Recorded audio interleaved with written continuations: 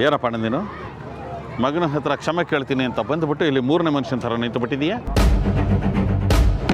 ಯಾಕೆ ರಾಮನ ಹತ್ರ ಮಾತಾಡೋದಕ್ಕೆ ಭಯನಾ? ನಾಟಕ ಆಡಬೇಡ ಮಾದೇವ. ನೀನು ರಾಮನ ಹತ್ರ ಮಾತಾಡಿದ್ರೆ ನಾನು ಕೇಳಿಸ್ಕೊಂಡಿದ್ದೀನಿ. ನಾನು ನಿನ್ನ ನಂಬಿದ್ದೆ, ಅದೇ ನಾನು ಮಾಡಿದ ದೊಡ್ಡ ತಪ್ಪು. ಒಂದೇ ದಿನದಲ್ಲಿ ಎಲ್ಲ ಕೆಡೋಗ್ಬಿಟ್ಟಿಲ್ಲ.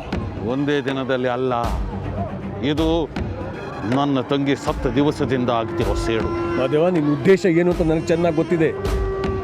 ರಾಮ್ ನನ್ನಿಂದ ದೂರ ಮಾಡಬೇಕು ಅಂತ ಇಷ್ಟೆಲ್ಲ ಮಾಡ್ತಾ ಇದೆಯಾ ನೀನು. ಆದರೆ ಅವನು ಮಾತಾಡಿದ್ದನ್ನು ಕೇಳಿಸ್ಕೊತೀಯ? ಈ ಜನ್ಮದಲ್ಲಿ ಸಾಧ್ಯ ಇಲ್ಲ ಅದು. ರಾಮ ಯಾವತ್ತಿದ್ರು ನನ್ನ ಮಗನೇ.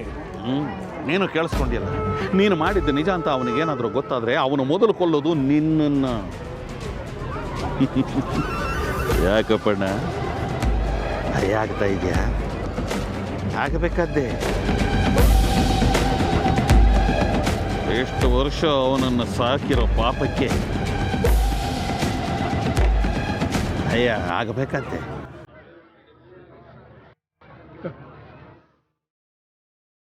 ಪಾರ್ವತಿ,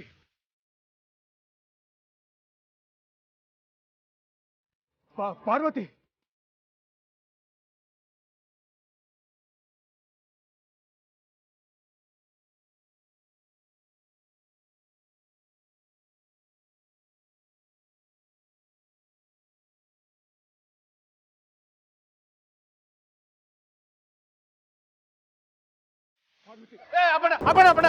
ಪಾರ್ವತಿ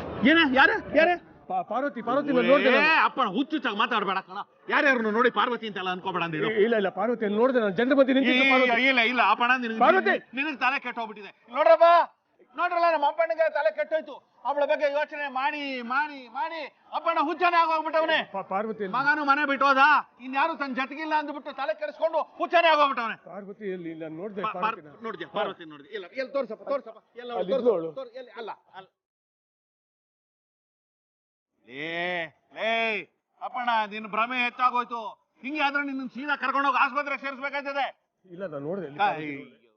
ಓ ಆಕಳಪ್ಪ, ನಿನ್ನ ಮಗ ರಾಮನೇ ಬಂದ, ಅವನೇ ಮಾತಾಡೋದಿನ. ಬರ್ಲ